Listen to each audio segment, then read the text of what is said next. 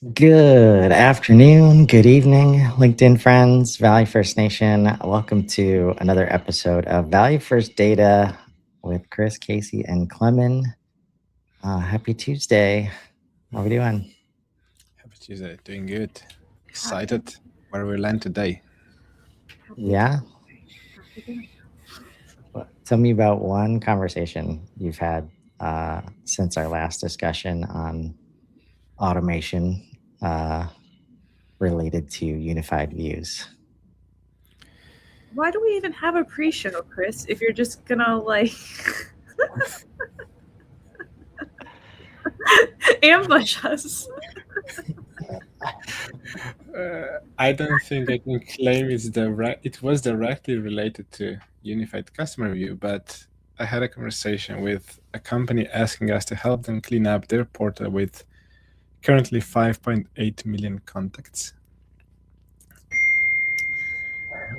We'll see where we land, but I expect a pretty tough conversations on the road. Yeah.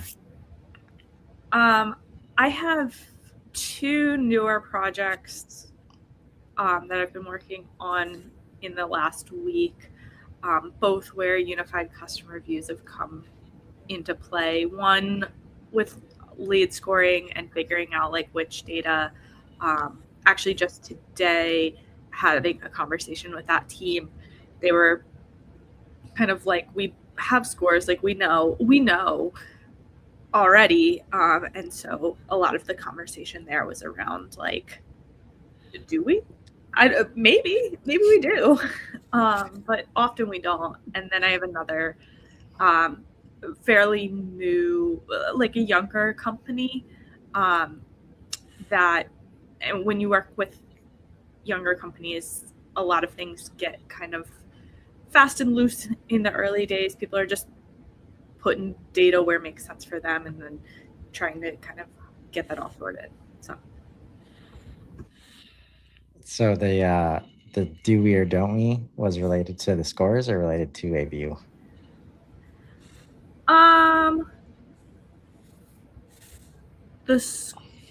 Well, I think the view can answer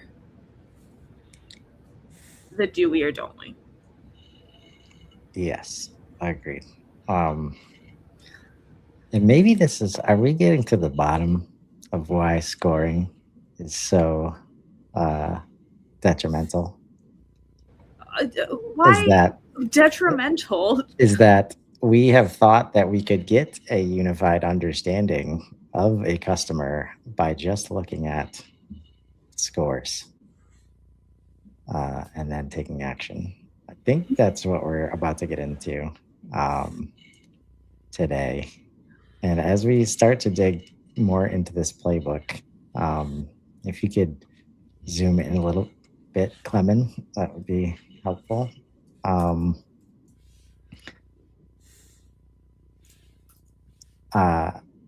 Making sure we're doing what the team that we're serving wants us to do is a super important part of this process. And it's making me rethink the ordering of these steps, right? Because today we're going to go into notification workflows. Alert your team when context changes. The unified view is only valuable if the right people see changes at the right time. These notification workflows ensure your team is proactively informed about important customer signals, not scrambling to find information after the fact. What are we seeing here, Klemen? A huge potential, which is often buried somewhere in the CRM. At some point, we were internally kind of joking around the data potential. You kind of need a gold digger, but no, it's with potential bad connotations. We gave up on that name, but this is what comes to my mind when you have data, and I see more and more companies start realizing the first-party data is your gold mine, but because it was not perceived as that in the past, and many companies felt it's easier to get 5 more contacts, new leads into the CRM than do something as you should with the ones that you already have a relationship with. A lot of companies, especially SaaS VC-funded companies, were just running, hey, we just need 10 more demos next week. Now I see companies coming back to that first-party data, and that identification and all that is just a way how to bring that to the surface and to inform the right users to just use that. I think that's a really good point. And what you were kind of saying at the top, Chris, too, when most of the times when people are coming and asking me to build a score for them, it's really because their team wants to know what's changing and when, which, to your point, the score often doesn't really answer. I mean, it only can if we've done a ton of work to understand in this context vacuum, or reviewing all the data that we do have and then making assumptions and building models and doing all this stuff. It says like this score points to all these things that we know to be true. So like it will be enough. Like I think most of the time we're just putting scores together. And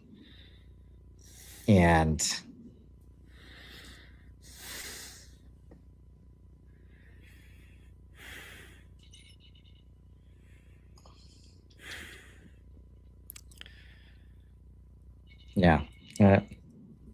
Why is this so hard? So the question, Chris is at a loss for words on. right? Like, of course, account health drops to red. Value path stage progression, celebrate wins and ensure smooth handoffs.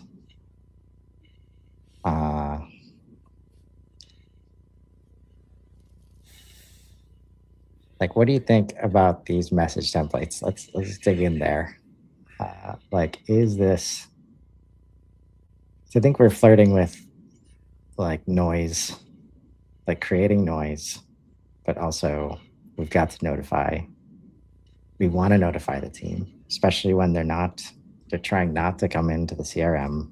Often they're using other channels, understandably, to communicate with others in the org or in like communities or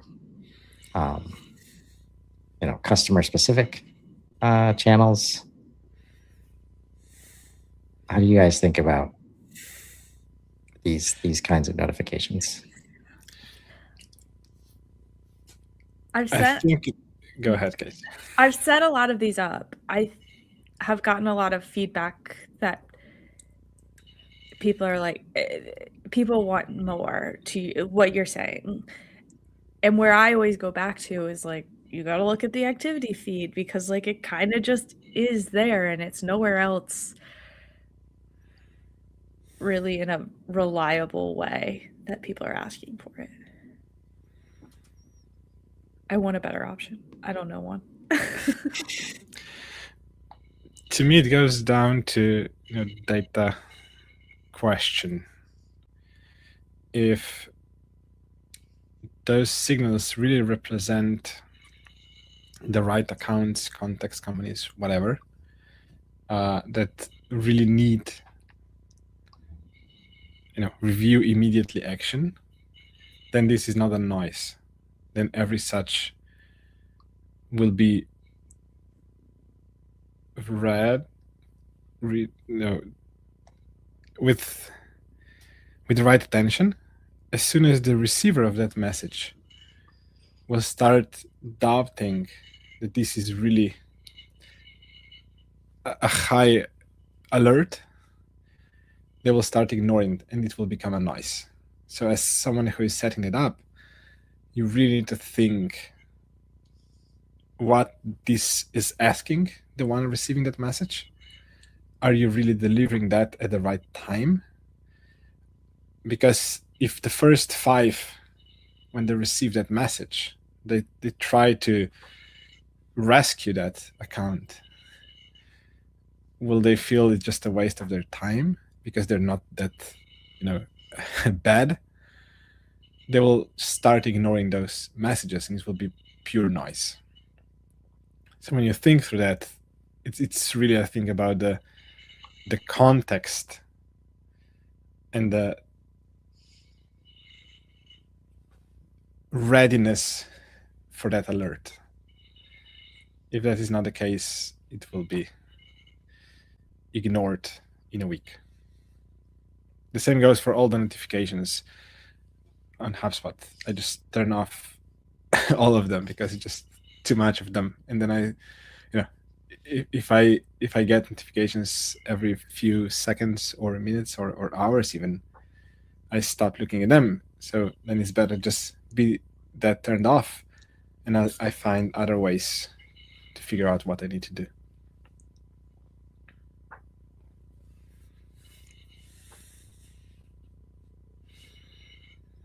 Can you hit on again, like, why do you turn them off?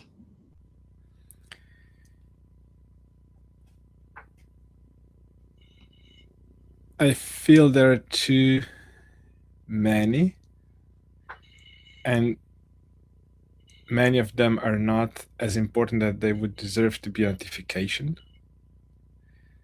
So then I stop looking at them, which means I ignore even the important ones. So every notification becomes a distraction.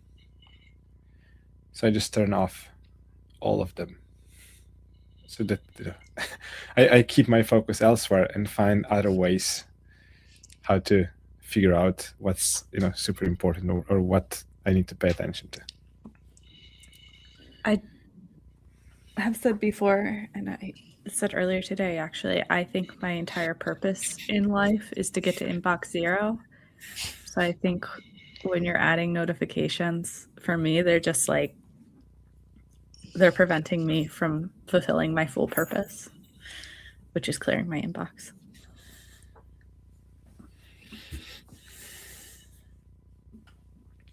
What would it take for you to not turn them off?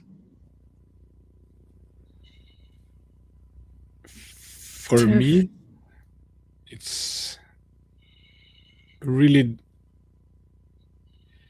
have only the really necessary ones where I need to stop doing what I'm doing and focus on that one. Otherwise, I would rather have a dashboard, at least whatever. When I block time to go and review, let's say, deals, this is where I need to have that red alert icon somewhere. But to get that notification, it really needs to be something that is worth interrupting whatever I'm doing at that point. If that's not the case, if that can wait for 3 hours, I don't want to have that as a notification. The same, I have email notifications turned off all the time. I don't want to have notification. If someone is sending me an email, even if that is a hot lead, I will get back to you when I get back to you. It's not worth my attention immediately because nothing is, there's no fire. I do check regularly my email, so I'll get back to you if it's important. But I don't want to have a notification, because for every email, if you get a notification, you just stop looking at those notifications. So just beep, beep, beep, beep, beep, and just a noise at the end of the day. So every notification I want to have it for really important things. Casey? I want the notification. I work from my inbox, basically. Like, my inbox is my task list. So, and that's not everyone, obviously. But so from a like overarching perspective, I'm okay with these notifications. From there, because if I need to take action, then I know that. Where I would turn them off is like, do I need to take action? Or like, are a bunch of these like false positives, which is something I see come up a lot. And then if you have enough false positives, then you start distrusting all of them. Yeah. I think this is probably the sneakiest place where trust is lost in a new system. Like when a team gets excited and, you start clicking into these notifications and it's not like you immediately regret having clicked into the notification. So what I'm hearing is like clear understanding that probably like understanding of, do I need to do this right now, or can it wait? And if it's wait, then to Clemen's point, like we probably shouldn't be notifying at all. It's like, we know it's in this dashboard somewhere. But if it does create urgency, like is clicking through to it gonna help me like actually take it next action, which I think is like the difference between these clicking into unified customer views versus not, like a dramatic difference, right?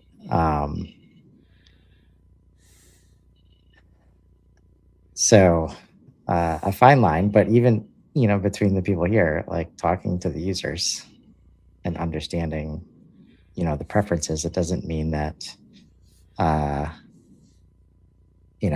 each person gets exactly what they want, but when you create some team alignment, right?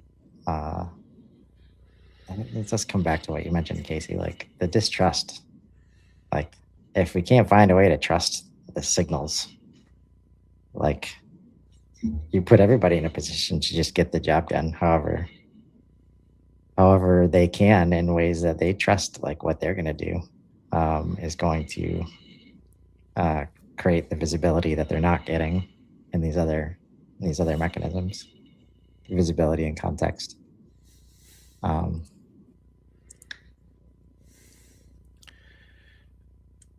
And one further thought is, if any of these would be triggered by my and I being a user action, I really don't need to get that notification. If I was on a call which triggered someone to move to another value path stage, getting that notification after the call is a noise I really don't want to have. So the alert should be for something that is happening without my knowledge, and this is how you bring that to my knowledge. The same goes for deal creation. If you have Slack notifications for every new deal created, the person who created that deal, that notification is useless, but the others, yes, they want to have that notification because they're not aware that a new deal was created. So I would think how to avoid making notifications which are related to the same user's action, because again, it becomes nice. Yeah. So let's scroll down. And there's a note that we can recap. Avoid notification fatigue.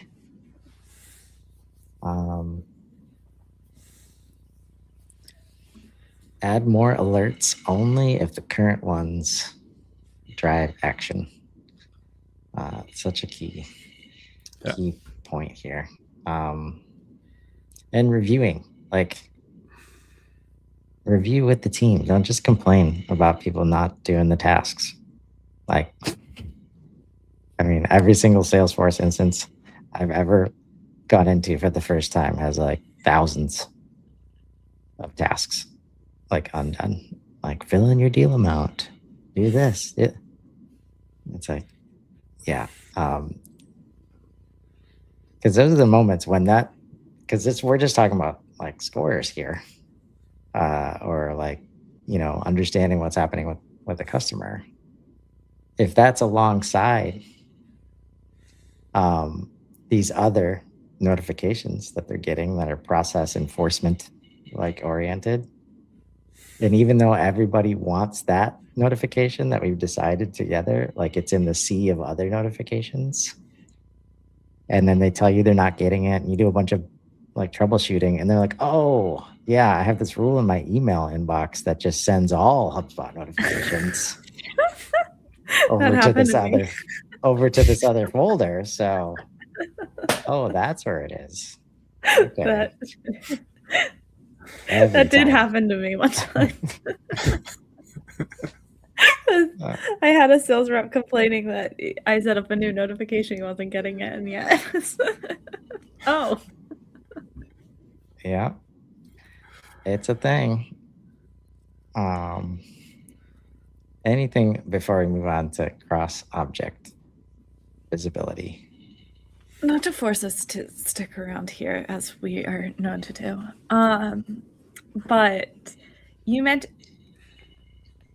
I'm just spitballing here, but I wonder if is there value in like enabling your team to create their own notifications? And I don't necessarily mean that in like building the workflow that triggers them, but I do have a lot of HubSpot notifications that send to me, a bunch that if a workflow, I have a ton of workflows built where like there's a branch that's like none met, send notification to Casey because the branch should have been met. So, and I see those, and like I said, I work off of my inbox, so I'm like, yes, want that, need to know that, know exactly what to do. That's all. Has anyone done that here? We just set up for one of our users for the workflow, which is kind of lead routing notification, where the branch not met gets a notification, a Slack notification to the RevOps leader, because if the criteria was not met, it means some data was missing. So we should understand why the data is missing, why it was not qualified in any of the branches. So I like those notifications to the process owner, whoever that is, because this is an important information for HubSpot admin or RevOps leader, whomever is owning that. And those notifications should not be perceived as nice, because this is indicating something is broken somewhere. Everyone should meet their goals. If nothing else, at some point we realized, the workflow logic was wrong. That's why a guy got 100 notifications. So we just fixed the workflow. There were no notifications when we enrolled the same context again and throw them through the same workflow. So those notifications, I think, are important, but it's really meant for the process owner more than those types of notifications, which are for any user, which might be account owner or contact or a company owner. So yeah, I would suggest having those, which are indicating something is broken somewhere. Yep. Similar to, the customer-facing team. Like, do I need to take action on this notification right now? If not, we need a different place to review. I'm really anxious to get to the next page.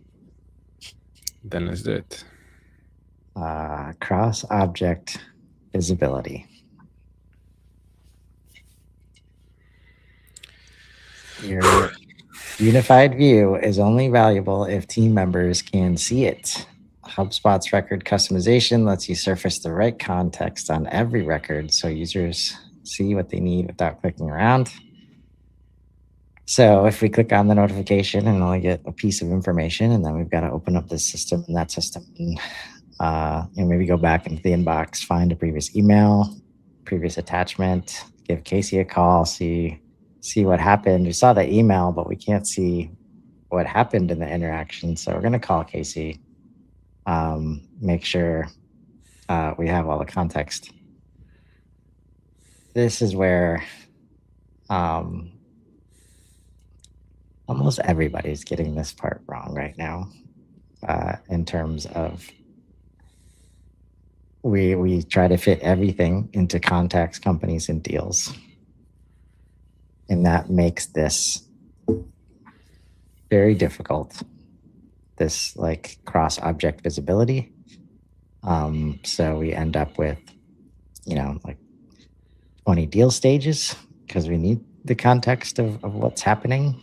And then it's a bunch of noise and nobody can see what they need to see very quickly. Or it's, we don't want to mess with the sales team. So we have 6 deal stages and a bunch of stuff is happening outside of the deal pipeline to help get that done. And all of that is context that we're missing.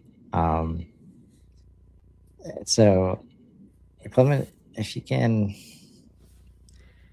we're looking at different views. So take us through what you're seeing here in terms of how you like to compose these views when thinking about different objects working together.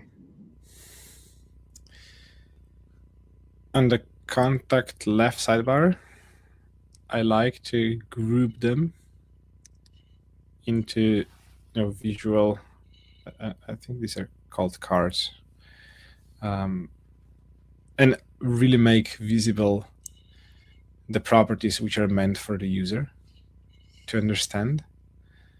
On the right side, I always like to customize which properties are shown directly without any clicks based on what information is important.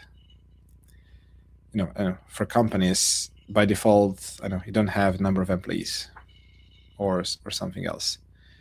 I like to bring that property to that right sidebar under the company card, because that might indicate, how you think about that contact if you're emailing them.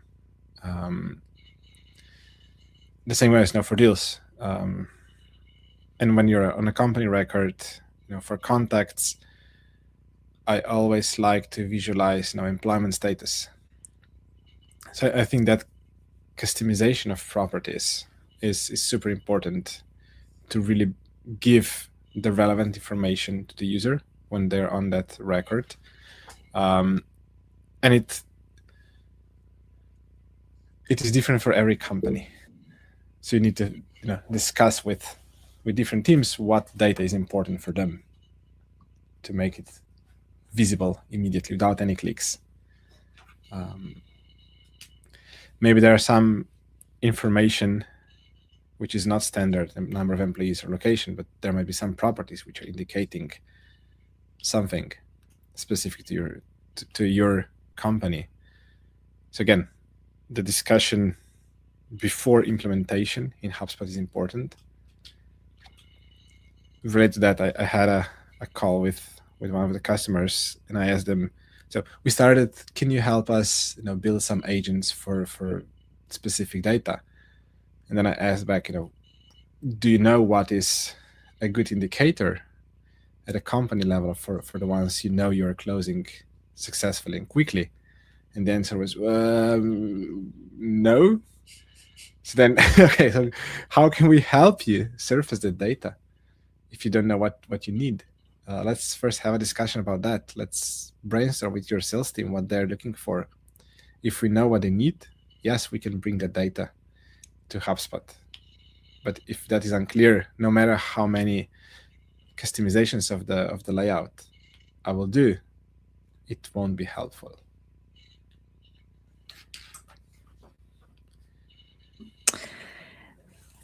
I like to start projects kind of taking a look at the record layouts, because I am the most guilty of this as anyone, of just constantly going into view all properties because things aren't, because that's where all the visible. properties are. because that's where all the properties are. And like every time I do it, I'm like, "Ugh, I should just customize this." And it's one of those things that's like truly not that hard, but it has to be done intentionally. And that's what prevents me from doing it, is because it's easy to just add to view, add to view, add to view. But then that suddenly becomes not helpful either because you have too many. So I think it really is important to configure this thoughtfully. And I think this is a really great starting point, because it's really not that hard.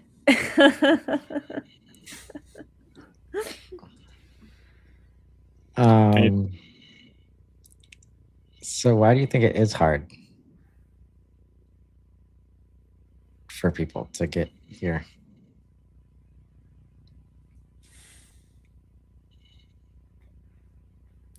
I just Often- think, yeah. Sorry, Casey.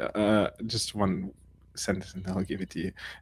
Often, many users don't even know you can customize that.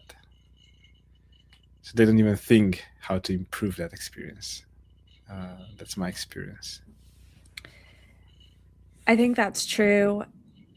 And then I think if you know that it's possible, it gets challenging to look across your entire team. Although you can customize this as like an individual user, usually if you're doing this like systematically, you're at least looking at team levels. And I think it can feel a little intimidating to start to figure out what properties are relevant for the whole team. And I think from my experience, it often uncovers a lot more of a mess than you necessarily even knew.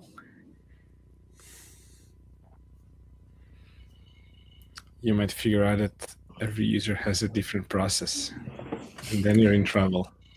And you realize you have 5 different job title fields, and they all have data in them. Because we're paying 3 different providers and then still not doing anything with the data. Yeah, that part where you find out that there's a different process, like for every user. Honestly, folks, this is what makes this concept so good. This framework.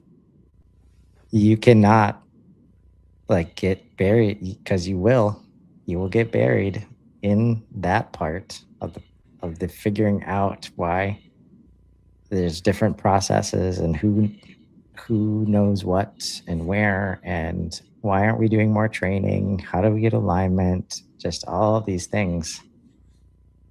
If you decide that the unified customer view is going to be the outcome, and again, this is why it needs to come from the top, you start to remove these conversations of, well, I do it this way because I'm good at this tool, or I'm used to doing this, or our organization makes it hard to access things, so I just download everything on my local computer, so I have access to it. So I just bypass the whole system, and very quickly you start to get into other business problems. So if we can get to like the unified customer view, it cuts through a lot of that. Because if we're doing this for the first time, there inevitably will be like variation of process, like pretty heavily. But the other thing I want to surface as I share my screen is there's some different use cases.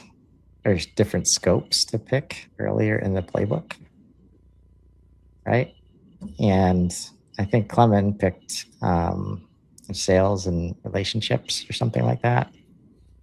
And I picked full service. And you notice I have 2 extra objects here on this different use case. And this is a challenge for a ton of people right now because they are thinking of HubSpot as a marketing and sales CRM, and that we don't really think about what happens after close 1. So we don't think about even the option of bringing this data in. Or we know inherently that it's a good idea to track the information after closed 1. So we ram it all in the deal. And now we've got different pipelines or more stages that go through payment and like invoicing and stuff like that. And if we're having this conversation with the team and they're engaged, but then they realize you're not going to include, like, oh, we're just talking to sales right now, and we need to get it working for sales. And sales needs data from you, but it's in your system, and we're not going to bring it over like that. Like, people start to opt out real quick. They cannot get to, like, they don't believe there will ever be a unified customer view. And that's one powerful thing about HubSpot in its current state, is that you can bring this data in. Like, you can bring any organizational data into HubSpot now. You just have to do it with intention. It doesn't mean HubSpot's replacing these systems. It certainly could in a lot of cases. But just showing people, and this, to get out of the how conversation, focusing on unified customer view and solidifying that's the answer. That's what we're targeting as an organization. Now it becomes, okay, I need to see active deals, active services, open tickets, upcoming appointments. And it moves us past the which tool should be doing what, when, and into okay, what work needs to be done to make this true, right? And now we can have prioritized roadmaps and all of the things where it's not a question of which tool makes sense, because we've decided that the data needs to be where it needs to be, and we've got to work together to get it there.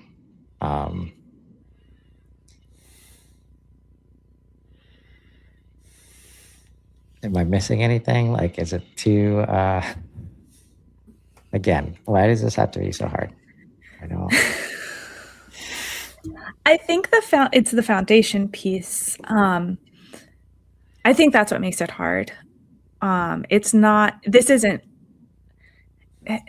hard when you start here, but very few companies are starting here. Most companies have to untangle a lot of webs to get here.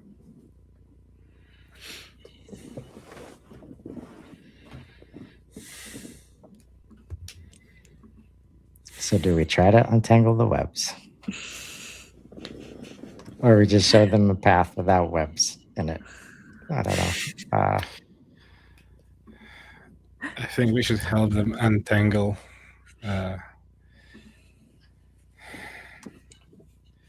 going back to the value of first-party data. It's better to untangle and figure out how to clean the dust rather than start from scratch and declare data bankruptcy, and you go from zero and set it up as you would as of today. I think it's better to, and in either case you will need to agree on what is important. So when that is done, the foundation is anyway done, and then you know how to approach the existing portal to cleaning it up so you can use the data you already have. So I think this is the path. So in your scenario, the tangled webs are inside of the tool. Some of them. Okay. There might be webs around. There might be webs inside the hallways of the office that teams cannot get past. And I think that's where I'm going when I say, like, okay, can we stop going into this boardroom where we just come up with a bunch of good ideas, everybody nods and agrees like how bad the problem is, and then we never do anything when we leave that room, right? Like, so how do we stop that behavior? Again, most of this is just getting to productive conversations. Like, how do we get the foundation in place so that we can have like actionable, conversations? And I think it's going to be interesting next week, looking at this part 4, validations and milestones to know when this stuff is working and done. Likely not just do we have 100 scores, or like, can the team see it? Are the notifications firing? It's like, well, yeah, but they're going into this folder that nobody looks at, right? Yeah. So that'll be an interesting one. Shall we wrap it up for this week? Yes. Until All next right. week. Until next week. Join us for Take care. part 4. Everybody have a great week.